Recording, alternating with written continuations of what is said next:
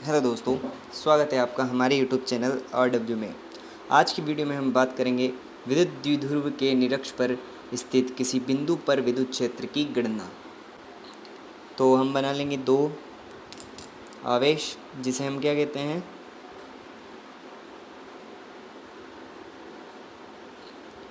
विद्युत द्विध्रुव, जो कि कुछ दूरी पर रखे हैं।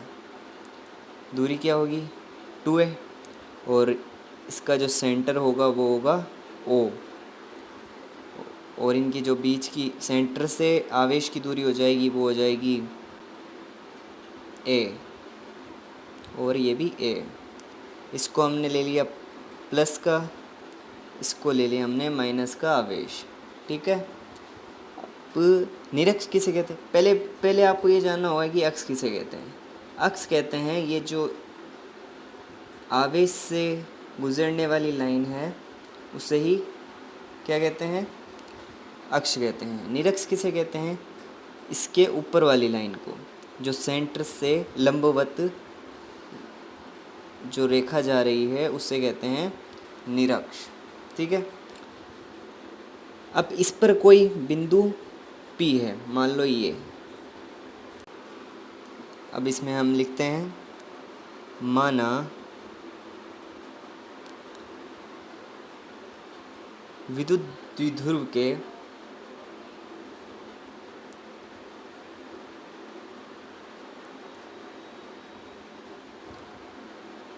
निरक्ष पर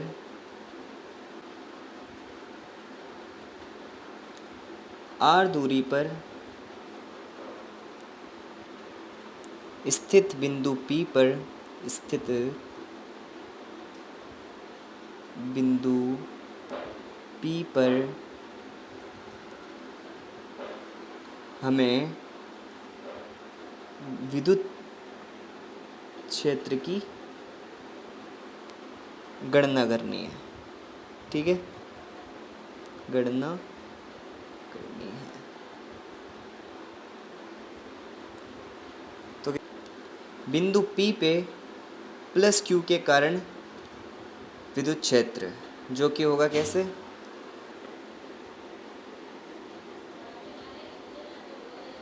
ठीक है, ये हो गया प्लस Q के कारण।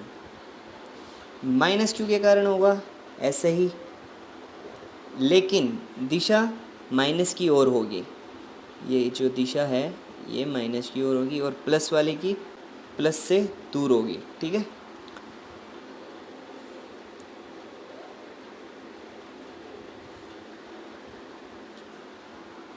ये हो जाएगा E प्लस आवेश, और ये हो जाएगा E माइनस आवेश। ठीक है।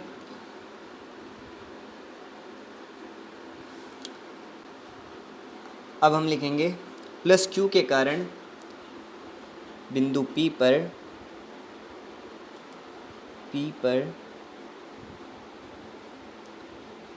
प्लस Q के कारण विद्युत क्षेत्र।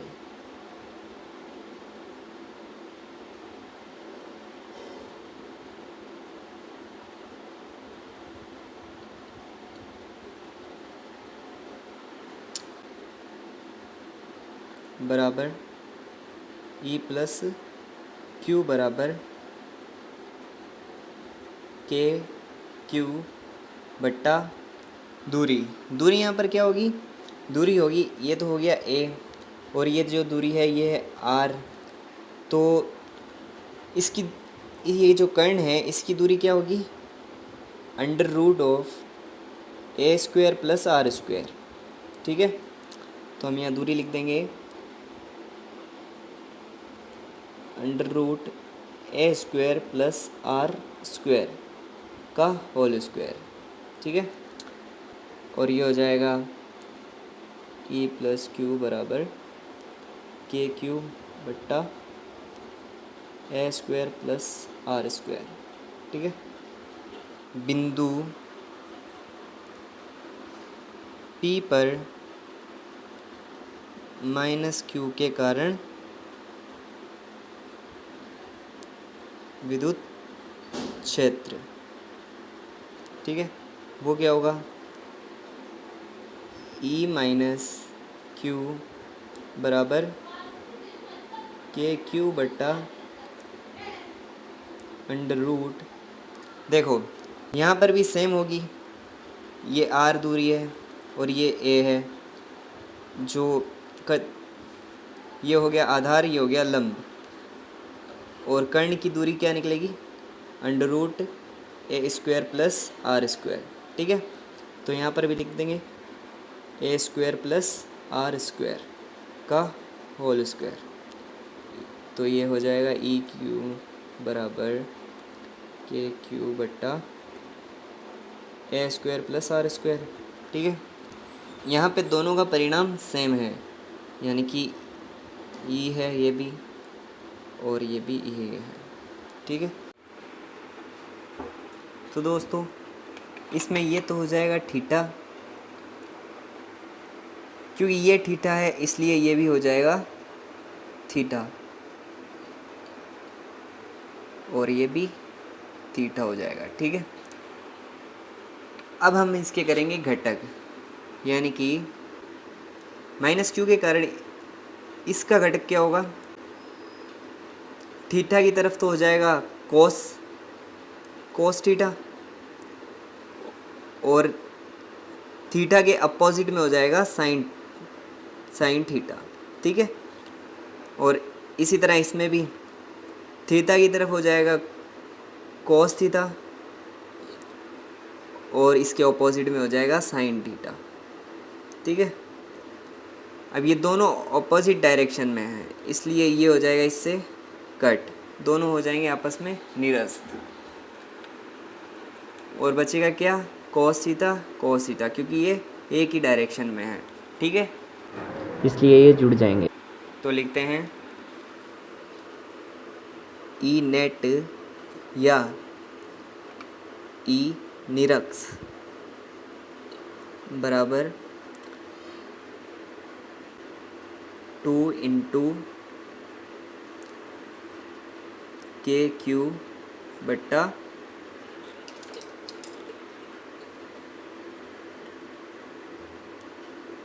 ए square plus R square into cos. ये मान हमने कहाँ से लिया, ये लिया है हमने, ये जो मान है ये हमने लिया है समीकरण नंबर 1 से। अब हम कोस को क्या लिख सकते हैं, कोस को हम लिख सकते हैं कोस ठीक, कोस क्या होता है, कोस होता है आधार बट्टा कर्ण। तो यहाँ पर इस एंगल में ये जो ट्रायंगल है इसके अंदर क्या है, आधार हो गया ए, और कर्ण क्या हो गया, A square plus R square under root. ठीक है, तो ये हो जाएगा कोस क्या हो जाएगा, ए बट्टा A square plus R square. ठीक है, तो यहाँ हम लिख देंगे ई निरक्स बराबर के क्यू बट्टा A square plus R square into cos का क्या मान है, ए बट्टा under root A square plus R square. ठीक है, निरक्स बराबर के क्यू, सॉरी यहाँ पे 2 लिखना भूल गया था मैं, तो यहाँ भी, तो ये तो हो जाएगा ए, और इन दोनों को जब हम सॉल्व करेंगे तो इसका मान आएगा ए स्क्वायर प्लस आर स्क्वायर की घात 3/2। ठीक है, ई निरक्स बराबर, इस 2 को मैं ले जाऊंगा ए के पास, जैसे कि के क्यू 2a। ठीक है, और ये एज इट इज़ लिख दूंगा 3/2। ठीक है, अब हम Q2a को क्या लिख सकते हैं, ई निरक्स